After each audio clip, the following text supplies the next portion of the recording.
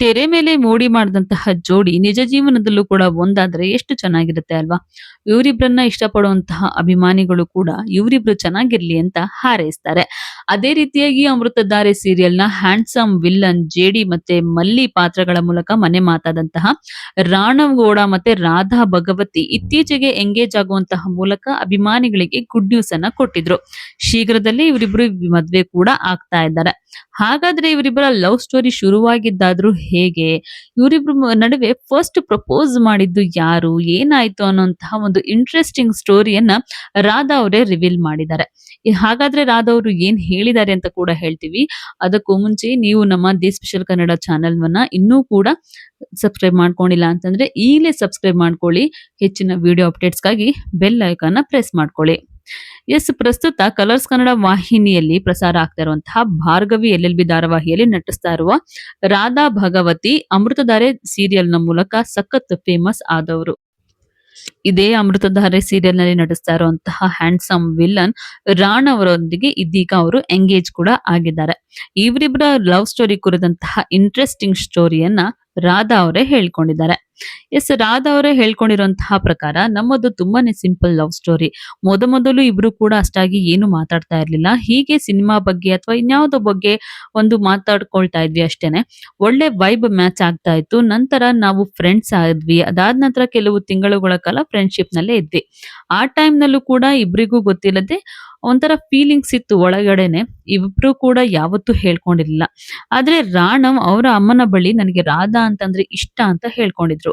So ಅವರ ಅಮ್ಮ ಒಂದಿನ ಫೋನ್ ಮಾಡಿ ರಾಣವ್ ನಿನ್ನ ಇಷ್ಟ ಪಡ್ತಾ ಇದ್ದಾನೆ ಅಂತ ಕೂಡ ಹೇಳ್ಕೊಂಡಿದ್ರಂತೆ ರಾಧಾ ಅವರಿಗೆ. ಇದನ್ನ ಕೇಳಿದಂತಹ ರಾಧಾ, ಹೌದಾ ಅಮ್ಮ, ನನಗೆ ಗೊತ್ತಿರ್ಲಿಲ್ಲ. ನಾನು ಅವ್ರ ಹತ್ರ ಮಾತಾಡ್ತೀನಿ ಅಂತ ಹೇಳಿದ್ರಂತೆ. ಹೇಗಿದ್ರು ಅವ್ರು ನನ್ನ ಇಷ್ಟ ಪಡ್ತಾ ಇದಾರಲ್ಲ, ಹಾಗಾಗಿ ಇವರೇ ಹೋಗಿ ಒಂದು ದಿನ ಪ್ರಪೋಸ್ ಅನ್ನ ಮಾಡಿದಂತೆ. ಅಲ್ಲಿಗೆ ಮೊದಲು ಇವರಿಬ್ಬರ ಲವ್ ಸ್ಟೋರಿನಲ್ಲಿ ಪ್ರಪೋಸ್ ಮಾಡಿದ್ದು ರಾಧಾ ಅವರೇನೆ. ಸೊ ಮೊದಲು ಪ್ರಪೋಸ್ ಮಾಡಿದ್ದು ರಾಧಾ, ಆದ್ರೆ ಅದಕ್ಕೆ ರಾಣವ್ ಅವರು ಒಪ್ಕೊಂಡಿರ್ಲಿಲ್ಲ. ಒಂದು ವಾರ ಆಟ ಆಡ್ಸಿದ್ರು. ಅದಾದ್ಮೇಲೆ ಅವರೇ ಬಂದು ಪ್ರಪೋಸ್ ಅನ್ನ ಮಾಡಿದ್ರು. ನಾನು ಕೂಡ ಒಂದು 3-4 ದಿನ ಆಟ ಆಡಿಸ್ದೆ. ಅದಾದ ನಂತರ ನಾವು ಕಮಿಟ್ ಆದ್ವಿ ಅಂತ ಹೇಳಿ ರಾಧಾ ಅವರು ಹೇಳ್ಕೊಂಡಿದ್ದಾರೆ. ಅಷ್ಟೇ ಅಲ್ಲ, ರಾಧಾ ಮತ್ತೆ ರಾಣವ್ ಅವರ ಎಂಗೇಜ್‌ಮೆಂಟ್ ಪೋಸ್ಟ್ ತುಂಬಾನೇ ವೈರಲ್ ಆಗೋಯ್ತು. ಅಷ್ಟು ವೈರಲ್ ಆಗುತ್ತೆ ಅಂತ ನಾನು ಅಂದ್ಕೊಂಡೇ ಇರ್ಲಿಲ್ಲ ಅಂತ ಹೇಳ್ಕೊಂಡಿದ್ದಾರೆ. ಆದ್ರೆ ಆಡಿಯನ್ಸ್‌ಗೆ ಮಲ್ಲಿ, ಜೆಡಿ ನಿಜ ಜೀವನದಲ್ಲಿ ಒಂದಾಗ್ಬೇಕು ಅಂತ ತುಂಬಾನೇ ಆಸೆ ಇತ್ತು. ಆದ್ರೆ ಈ ಮಟ್ಟಿಗೆ ಅಂತ ನನಗೆ ಗೊತ್ತಿರ್ಲಿಲ್ಲ. ಅಷ್ಟು ಜನರ ಆಶೀರ್ವಾದ ಇದೆಯಲ್ಲ, ತುಂಬಾನೇ ಖುಷಿ ಆಯ್ತು ಅಂತ ಕೂಡ ಹೇಳ್ಕೊಂಡಿದ್ದಾರೆ. ಇನ್ನು ನಾವು ಅಮೃತಧಾರೆ ಸೀರಿಯಲ್‌ನಲ್ಲಿ ಇದ್ದಾಗ್ಲೇನೆ ರಿಲೇಶನ್‌ಶಿಪ್ ನಲ್ಲಿದ್ವಿ. ಆದ್ರೆ ಆ ಗುಟ್ಟನ್ನ ಎಲ್ಲೂ ಕೂಡ ನಾವು ಬಿಟ್ಕೊಟ್ಟಿರ್ಲಿಲ್ಲ. ಕೆಲವರಿಗೆ ಡೌಟ್ ಇತ್ತು. ಆದ್ರೆ ನಾವಿಬ್ರು ಎಲ್ಲೂ ಕೂಡ ಈ ಬಗ್ಗೆ ಕನ್ಫರ್ಮ್ ಮಾಡಿರ್ಲಿಲ್ಲ. ಭಾರ್ಗವಿ ಧಾರಾವಾಹಿ ಮಾಡು ಅಂತ ಹೇಳಿದ್ದೆ ರಾಣಾ ಅವರು. ತುಂಬಾನೇ ಖುಷಿಯಿಂದ ಭಾರ್ಗವಿ ಧಾರಾವಾಹಿಯನ್ನ ಮಾಡ್ತಾ ಇದ್ದೀನಿ. ತುಂಬಾ ಸಪೋರ್ಟಿವ್ ಆಗಿದ್ದಾರೆ. ನಾನು ಕೂಡ ಅವರಿಗೆ ತುಂಬಾನೇ ಸಪೋರ್ಟಿವ್ ಆಗಿದ್ದೀನಿ. ಸಮಾಜಕ್ಕೆ ಒಂದೊಳ್ಳೆ ಕಪಲ್ ಆಗಿ ಒಳ್ಳೆಯ ಮೆಸೇಜ್ ಅನ್ನ ಕೊಡೋದಕ್ಕೆ ನಾವು ಟ್ರೈ ಮಾಡ್ತೀವಿ. ಮುಂದಕ್ಕೂ ಕೂಡ ಹೀಗೆ ಇರ್ತೀವಿ ಅಂತ ರಾಧಾ ಭಗವತಿ ಅವರು ಹೇಳ್ಕೊಂಡಿದ್ದಾರೆ. ಇನ್ನು ಇವರಿಬ್ಬರ ಜಾತಿ ಬೇರೆ ಬೇರೆ ಆಗಿರುವಂತಹ ಕಾರಣ ಇಬ್ರು ಮನೆಯಲ್ಲಿ ಕೂಡ ಒಪ್ಸೋದಕ್ಕೆ ತುಂಬಾನೇ ಕಷ್ಟ ಆಯ್ತಂತೆ. ಈಗ ಒಬ್ರನ್ನೊಬ್ರು ತುಂಬಾ ಇಷ್ಟಪಡ್ತಿದೀವಿ ಅಂತ ಹೇಳಿದಾಗ ಪೇರೆಂಟ್ಸ್ ಕೂಡ ಯೋಚನೆಯನ್ನ ಮಾಡ್ತಾರೆ. ಅದೇ ರೀತಿ ನಮ್ಮ ಮನೆಯಲ್ಲೂ ಕೂಡ ರಾಣವ್ ಮನೆಯಲ್ಲೂ ಕೂಡ ಪೇರೆಂಟ್ಸ್ ತುಂಬಾನೇ ಯೋಚನೆ ಮಾಡಿದ್ರು. ಅದಾದ ನಂತರ ಎರಡೂ ಮನೆಯವರ ಕಡೆಯಿಂದನೂ ಕೂಡ ಒಪ್ಪಿಗೆ ಬಂತು ಅಂತ ರಾಧಾ ಅವರು ಹೇಳ್ಕೊಂಡಿದ್ದಾರೆ. ಸೊ ಇನ್ನು ರಾಧಾ ಅವರು ನಾನು ಕರುಣಾಕರ ಅನ್ನುವಂತಹ ಸಿನಿಮಾದಲ್ಲೂ ಕೂಡ ನಟಿಸಿದ್ದಾರೆ.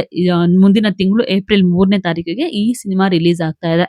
ಈ ಹಿಂದೆ ಅವರು ಅಪಾಯವಿದೆ ಎಚ್ಚರಿಕೆ ಅನ್ನುವಂತಹ ಸಿನಿಮಾದಲ್ಲೂ ಕೂಡ ರಾಧಾ ಅವರು ನಟಿಸಿದ್ರು. ಸೊ ರಾಧಾ ರಾಣವ್ ಅವರ ಲವ್ ಸ್ಟೋರಿ ನಿಮಗೆ ಏನ್ ಅನ್ನಿಸ್ತು? ಕಮೆಂಟ್ ಮಾಡಿ. ಹಾಗೆ ಈ ವಿಡಿಯೋ ನಿಮ್ಗೆ ಇಷ್ಟ ಆಗಿದ್ರೆ ಲೈಕ್ ಮಾಡಿ, ಶೇರ್ ಮಾಡಿ. ಹಾಗೆ ನಮ್ಮ ಚಾನೆಲ್‌ನ ಇನ್ನೂ ಕೂಡ ಸಬ್ಸ್ಕ್ರೈಬ್ ಮಾಡ್ಕೊಂಡಿಲ್ಲ ಅಂತಂದ್ರೆ ಈಗಲೇ ಸಬ್ಸ್ಕ್ರೈಬ್ ಮಾಡ್ಕೊಳ್ಳಿ.